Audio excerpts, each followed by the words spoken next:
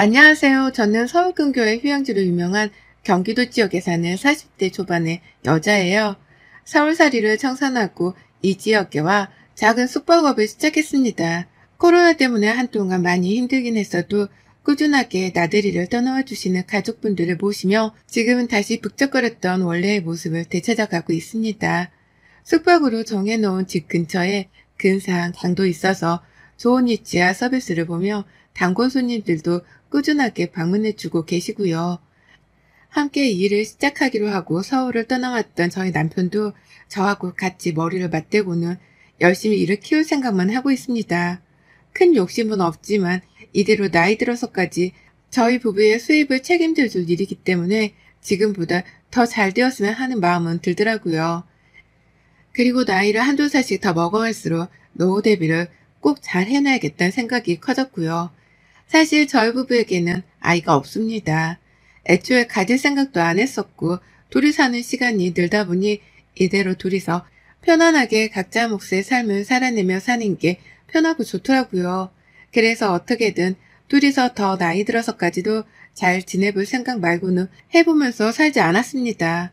저희 친정 부모님도 나이가 드셨으나 두 분 다 아직 건강하시고 노년 대비를 잘 해놓으셨던 덕분에 자식인 저나 여동생이 크게 신경 쓸 일도 없었고요.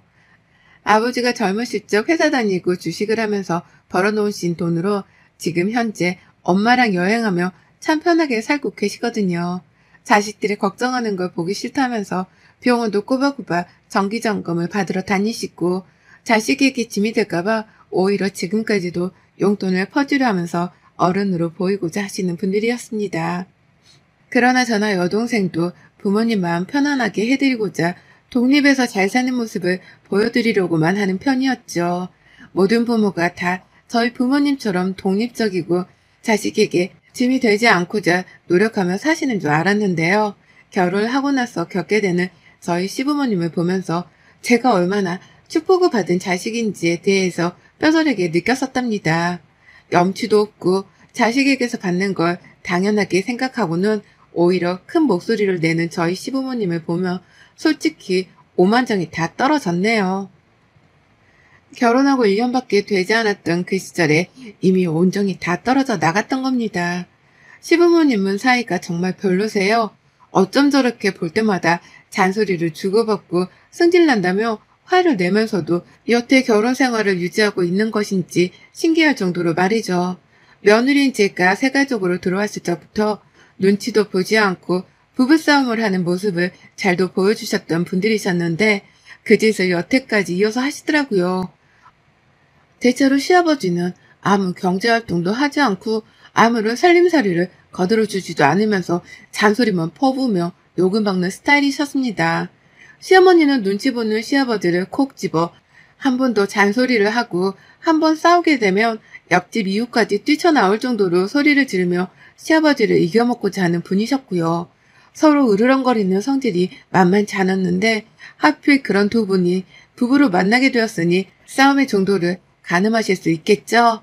이걸 전 바로 옆에서 지켜보며 정말 저러고 사느니 차라리 남남이 되는 게 낫겠다면서 혀를 둘러대곤 했었어요. 그리고 무엇보다 여전히 제 남편이 시부모님의 뒷바라지를 해줘야 한다는 사실조차도 저는 너무 힘들었었죠. 멀쩡히 벌어오는 우리 부부의 수입으로 우리끼리 잘 저축하고 미래를 설계하며 살아도 모자란데 그 와중에 시아버지는 저희 아버지를 따라서 주식으로 돈을 벌어보겠다며 주식에 뛰어들었다가 홀딱 말아먹으셨답니다. 그게 벌써 10년도 더 지난 일인데요. 아직 그때 시아버지가 만들어내신 빈 6천만 원을 제 남편이 갚고 있어요. 그러는 와중에 시부모님 생활비도 대드려야 하고 용돈도 드려야 하고 오만 아픈 몸뚱아리 치료비까지 다 저희 남편에게서 돈이 빠져나가게 되면서 돈 모을 일이 정말 없었습니다. 천만 다행이죠. 저라도 돈을 벌고 있었던 게 말이죠. 하지만 그마저도 저희 부부가 숙박업 사업을 하겠다고 지금 사는 동네로 이사를 오게 되면서는 힘들어졌어요. 저조차도 벌어오는 수익이 사라졌기 때문에 당장 쓰고 모을 돈이 급했거든요. 그걸 잘 아는 남편도 최대한 제 앞에서 시부모님 말을 안 꺼내며 돈 걱정을 하지 않게 해주려고 노력을 했고요. 그러다 보니 점점 남편도 적당히 부모님을 모셔야 한다는 걸 알아챈 듯 보였습니다. 적당히 돈도 챙겨드리고 적당히 뒤를 봐줘야지만 시부모님도 스스로 뭔가를 해내려는 생각을 하지 않겠냐 하고 말이죠. 그래서였을까요? 저희 부부가 지금 사는 곳으로 이사를 오고 난 후로부터는 남편이 시부모님이랑 그리 가까이 지내는 것 같아 보이질 않았습니다. 전화도 바쁘다는 핑계로 안 받기 부지기수였고요. 한 번은 남편이 전화 좀 받게 하라며 저한테까지 연락을 하셔서는 어머님이 닥달을 하시더라고요. 옆에서 남편은 어떻게 구워 삶았길래 부모 전화까지 무시를 하냐면서 말이죠. 하여간 얼크봤자 저로서는 좋은 소리를 못 듣는 편이었기 때문에 최대한 모른 척하고 살려고 했어요. 웬만하면 남편에게 시부모님 일을 넘기려고 했고 웬만하면 저는 제 일만 하면서 제 속 편하게 살고자 했습니다. 그러나 이런저런 시어머니는 고가워하시더니만 결국 사단을 내시더라고요. 며느리 기강을 바로 잡겠다는 사단 말입니다. 저희 시댁에는 시부모님만큼이나 남편의 골칫거린 존재가 하나 더 있었습니다. 현나이 38살, 무려 지금껏 백수 생활을 이어가고 있는 신우였죠. 애초에 잘될 사람이라는 가망상이 있는 사람도 아니었고요. 학교 다니는 내내 공부하고는 담을 쌓고 살았다 하고 겨우겨우 대학까지 어찌저찌 보내놓기는 했지만 들어가서 남자 만나고 술 마시면서 사고쳐서 경찰서까지 불러간 이력이 있는 사람이었습니다. 저도 이런 디테일까지는 모르고 결혼을 했는데 결혼하고 나니까 남편이 창피해서 말을 못했다며 사실을 털어놓더라고요. 하여간 제가 시댁 얘기를 듣고 생각보다 처지는 조건과 환경 때문에 놀라지 않은 적이 없었던 것 같네요. 그러는 와중이었는데 시어머니가 딸은 또 어찌나 끔찍하게 아끼시던지요. 남들은 아들을 더 사랑해서 문제라고 하더니만 이 집은 상황이 거꾸로였어요. 그러던 중 시어머니가 전화로 저희 집을 찾아오겠다고 말씀하셨습니다. 갑자기 손님도 있는 상태에서 어머님이 오신다고 해서 당황을 하던 중 어머님은 하루 동안에 여의도 주지 않은 채 곧장 들이닥치셨죠. 어디 여행이라도 오신 것 마냥 짐들을 바리바리 싸서는 열차역에서 내리자마자 불이 나게 전화를 해오셨어요. 역으로 마중을 나오라고 말이죠. 난리가 난 남편은 직접 해결하고 오겠다면서 차를 끌고 나섰지만 결국 남편도 해결하지 못한 채 어머님과 시누이를 데리고 집으로 들어왔습니다. 그리고 그렇게 찾아오신 어머님과 시누이는 손님들 때문에 어디 방으로 들어가지도 못한 채 결국 저희 부부가 쓰는 침실 안에서 이불을 깔고 주무시며 동거를 시작하셨죠. 최대한 불편한 거 없이 지내다 가시게 하려고 저희 부부가 손님들 프라이빗에 정말 큰 공을 들이며 지냈었는데 허구한 날 눈 뜨면 시어머니가 손님들 쓰시는 마당 한복판에 나가 누워서 햇볕을 쬐고 있고 시누이는 집 구경한다며 손님들이 들어가 있는 방문을 열고서는 멋쩍어 하며 인사를 하고 있더군요. 이미 첫날 손님으로부터 컴플레인을 받았을 정도로 이미 시어머니와 시누이는 저희 사업에 똥칠을 하고 있었습니다. 손님들 드시라고 사놓은 고기를 지들이 볶고 구워서는 해치워 먹는 바람에 제가 또 장을 보러 먼 길까지 차를 끄고 나서야 하기도 했었고요. 아무쪼록 신경 쓰일 것도 많고 불편한 것도 감수를 해야 하는 상황이었어요. 빨리 가시라고 해도 두 분은 오랜만에 여행 와서 좋다며 아예 짐을 풀어버렸습니다. 남편이 시누이를 따로 불러 얘기를 해도 시누이는 듣질 않았어요. 우리 오빠 언니한테 꽉 잡혀 사나 보네. 엄마가 오랜만에 찾아오셨는데 지금 손님 눈치부터 보는 거야? 라고 하면서 오히려 저 때문에 남편까지도 독하게 변했다며 저까지 나무라더라고요. 시어머니는 맞는 말을 한다며 수긍을 격렬하게 하며 더 격렬하게 내 집에 눌러 살고자 하셨고요. 시아버지하고는 부부싸움이라도 하고 나오신 건지 아버님께 왜 갑자기 어머님이 찾아오신 거냐고 물어보니 냅둬 지멋대로 살다 가라 그래. 난 신경도 안 쓸라니까. 라는 말만 하시곤 전화를 또 끊어버리셨답니다. 정말 미치고 환장할 노릇이었죠. 그러니 결국 저도 가만히 있을 수는 없었어요. 한번 손님들이 다 놀러간다고 방을 비우셨던 사이 손님들이 먹겠다고 사놓은 술까지 꺼내서는 술판을 벌이며 집을 개판으로 만들어 놓은 두 사람을 본 순간 한바탕 퍼부었습니다. 남의 사업장을 망치려고 찾아봐도 유분수지 어쩜 이렇게 개념을 상실했냐고 말이죠. 급기야 신우가 취해서 침까지 질질 흘려가면서 제 말을 안 듣겠다고 귀를 닫는 척 하는데 결국 제가 이골이 나서 못 산다며 제 손으로 신우랑 시어머니 짐을 싸서 집 밖으로 던져버렸어요. 남편은 제 뜻을 알아먹고선 그 짐들을 차 트렁크에 바로 실었고 그 길로 열차가 아닌 자기 차로 직접 운전을 해서 시댁까지 두 분을 바래다 드렸답니다. 그날 취해서 쫓겨나는 시어머니와 시누이는 저한테 뭐라 막말을 퍼부었지만 싹 다 무시를 했고요. 어떻게든 손님들 오시기 전에 치워놔야 한다면서 미친 듯이 청소만 했어요. 땀까지 뻘뻘 흘려가면서 3시간을 꼽아 방바닥 닦고 냉장고 치우고 손님들이 사놓은 음식들을 채워놓는다며 그 외진 곳에서 이웃분께 부탁까지 드려서는 차를 얻어 타고 장을 보고 났답니다. 제 인생에 그 정도로 긴박했던 3시간이 또 없었어요. 심장이 요동을 치다가 마침내 청소가 다 끝난 후에야 쑥 하고 가라앉는데 죽는구나 싶더라고요. 그 짓을 당하고 난 후 저는 시어머니와 시누이에게 말도 못할 정도의 화가 났답니다. 당최 잊을 수가 없더군요. 내 집에 그런 식으로 찾아와서는 손님들 앞에서조차 행동에 조심 한번 하질 않고 막무가내로 지내다가 가셨다고 생각을 하니 정말 두고두고 곱씹을수록 신경질이 나더라고요. 그런데도 쫓겨나고 나서도 미안하단 말 한마디 없이 시누한테서 문자 한 통을 받았습니다. 언니, 그러는 거 아니야. 내가 살다 언니같이 얘 밥 말아먹은 사람은 처음 본다. 우리 엄마니까 이 정도에서 끝나는 거지. 다른 집 시어머니 같았으면 언니 벌써 영혼이 탈탈 털렸어. 라고 하며 저를 비하는 되더라고요. 자신들에게 큰 실수를 한 걸 평생 반성하면서 살라는 말까지 덧붙이며 말이죠. 와, 뭐 이런 게 다 있나 싶더라고요.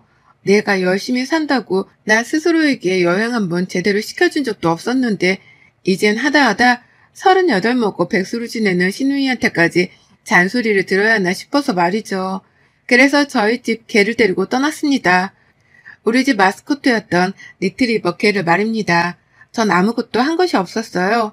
사랑받고 자라기만 한 우리 집 철딱선이 없는 리트리버 뚱이를 데리고서는 차에 탔더니 남편이 지그시 묻더라고요. 어딜 가냐고 말이죠. 그래서 전 솔직하게 대답하곤 차문을 걸어 잠궈 버렸습니다. 니네 동생 사는 집!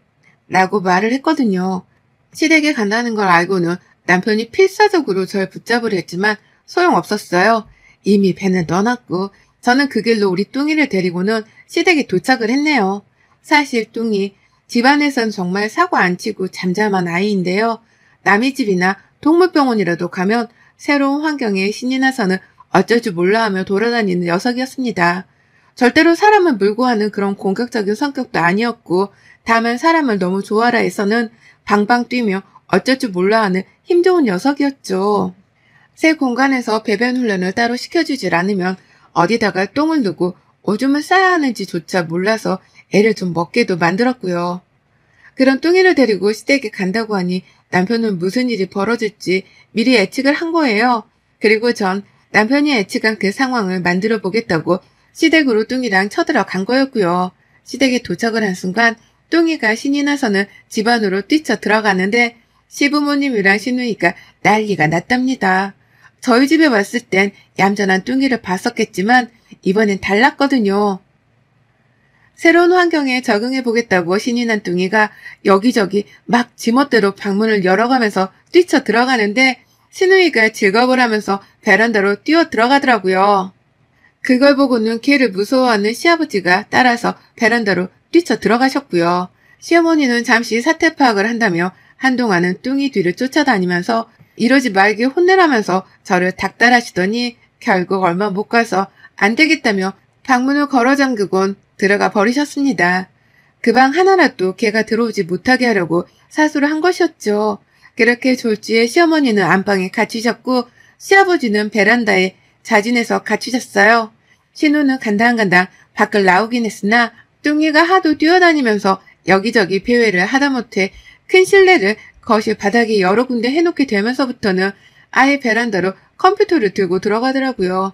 그러면서 저한테는 당장 신고를 하겠다니 어쩌니 하면서 데리고 나가라 하는데 기가 막혀서 물었습니다. 아가씨는 내가 초대해서 내 집에 왔었어? 내가 초대도 안 했는데 멋대로 기어 들어와 놓고 왜 나보고는 뚱이를 데리고 나가래? 어따 대고 신고를 한대? 라고 하니까 아가씨는 찔리는 게 있는지 대답도 제대로 못하더라고요. 하는 일도 없으면서 뭐가 그리 기분이 나쁜지 성질이 낮다는 티를 아주 팍팍 내가면서 저를 한 번씩 흘겨보는데 너무 우스웠습니다. 옆에 있는 시아버지랑 똑같은 얼굴을 하고서 똑같이 저를 쳐다보는 게 진짜 무슨 개콘 찍는 줄 알았거든요. 그 사이 시어머니가 밖에서 막 나가라며 소리를 치며 문을 두드리셨는데요. 저희개가 놀래 소리를 지르니 문 두드리는 소리도 한 방에 사그라졌어요. 저는 그렇게 무려 1시간이 넘도록 시댁에 눌러앉아 있었습니다. 아직도 시어머니랑 시누이 때문에 제가 3시간 가까이 요리 뛰고 저리 뛰며 청소하느라 고생한 걸 생각하며 화가 났거든요. 그래서 그분이 조금이라도 풀리길 바라는 마음으로 우리 뚱이밥도 여기저기서 개밥을 흘려가며 줬습니다. 뚱이가 실례를 해도 잘했다며 오히려 칭찬을 해줬고요. 그러자 뚱이도 이런 칭찬을 받아 낯선지 뭐가 뭔지 모르겠다며 그냥 여기저기 아무 데서나 자꾸 실례를 해가면서 제 흥을 돋구더라고요. 그걸 보며 베란다 밖에서 시아버지는 탄식을 하시고 시누이는 실시간으로 시어머니께 보고라도 하는 건지 카톡을 열심히 해가며 저를 노려보는데 저는 초토화가 되어버린 시댁을 제 두 눈으로 확인하고 나서야 더는 미련이 없다며 저에게를 데리고서는 일어섰습니다. 집 치우느라 고생 좀 해보세요 어디. 우리 집 와서 개판으로 만들어 놓고도 사과 한 번 안 하더니만 어디 얼마나 배짱이 두둑하면 그럴 수 있는 건지 어디 한번 보자고. 라고 하면서 뚱이만 데리고 집을 나가는 그 순간 뒤에서는 베란다랑 안방문이 동시다발적으로 열리는 소리가 들리더라고요. 그리고는 이내 시어머니의 비명이 문 밖까지 튀어나왔습니다. 나왔다가 개똥이라도 밟아버린 건지 아유 나 몰라. 아유 이게 뭐야. 아유 이것 좀 누가 치워줘. 나 이거 어떡해. 라고 하면서 쉴 새 없이 말을 쏟아내셨습니다. 내 행동으로 시댁이 제대로 뒤엎어졌구나 라는 사실을 알아차린 것만으로도 저는 제 맘속에 쌓여있던 짐들이 와르르 녹아내리는 심정이었어요. 어디 한번 똑같이 당해보니 심정이 어떠냐고. 집 밖에서 실수를 하며 뱉어내고서야 저는 뚱이와 함께 집으로 돌아왔습니다. 뒤에서 뚱이도 뭐가 그리 신나는지 가만히 있지를 못하는데 뭐라든 예뻐 죽겠더라고요. 남편은 실시간으로 연락을 받은 건지 집이 난리가 났다며 저한테 전화를 해왔어요. 뚱이랑 집에서 뭔 짓을 하고 온 거냐면서 새삼 놀래서는 저한테 살며시 묻더군요. 그래서 전 세상 쿨하다는 식으로 대답을 했죠. 응, 시댁에 한번 난리나 나보라고 일부러 한 짓이었어. 그러니 당신도 그만 놀래고 신우랑 어머니한테 잘 좀 말해. 앞으로 또 이러면 그땐 뚱이 친구도 데리고 갈 거라고 말이야. 그러자 남편도 뚱이 친구들을 머릿속에 떠올린 건지 내가 잘 말할 테니까 조심해서 운전해와. 라는 말을 마지막으로 전화를 끊었습니다. 뚱이 친구들이 어쩌다 한 번씩 저희 집 마당에서 뛰어놀라고 모이곤 하는데요. 그때마다 정말 개판이 벌어지곤 했거든요. 남편이 그걸 상상했던지 그런 일까지는 일어나면 안 된다는 마음가짐으로 단박에 전화를 끊었어요. 시누이는 남편에게 주의라도 받은 건지 더 이상 저에게 건방을 떨지 말아야겠다 싶은 자세로 이제 또 이러지 마요. 우리 또 그 집 안 찾아갈 거고 이제 다신 보고 살지 말자고요. 라는 문자를 보내왔어요. 다시는 안 보고 싶다 통보를 해야 할 사람은 나인데 지가 먼저 선수를 치고 말하는 게 웃기더라고요. 끝내 자존심 하나는 지키고 싶었던지 경고를 날리는 꼴도 우스워 보였고요. 그래서 바로 제가 운전을 하다 말고 차까지 세워서는 칼 답장을 해줬습니다. 또 까불면 그때 내가 우리 뚱이 친구들 데리고 또 쳐들어간다. 우리 집 또 찾아와서 깽판 쳐놓으면 내가 똑같이 니네 집으로 쳐들어가며 더한 깽판을 쳐놓는다. 경고 날릴 생각부터 하지 말고 어떻게 하면 사과할지 그 생각부터 해. 우리 없으면 니네 집 생활비도 반토막 나는 건 알지? 라고 말이죠. 시누이는 돈 가지고 갑질을 하는 거냐며 잠깐 흥분을 하는 듯 보이더니만 다신 이런 일이 없을 거니까 우리 집에 오지 말란 말을 다시 남기고서는 더 이상 문자를 읽지도 보내지도 않았답니다.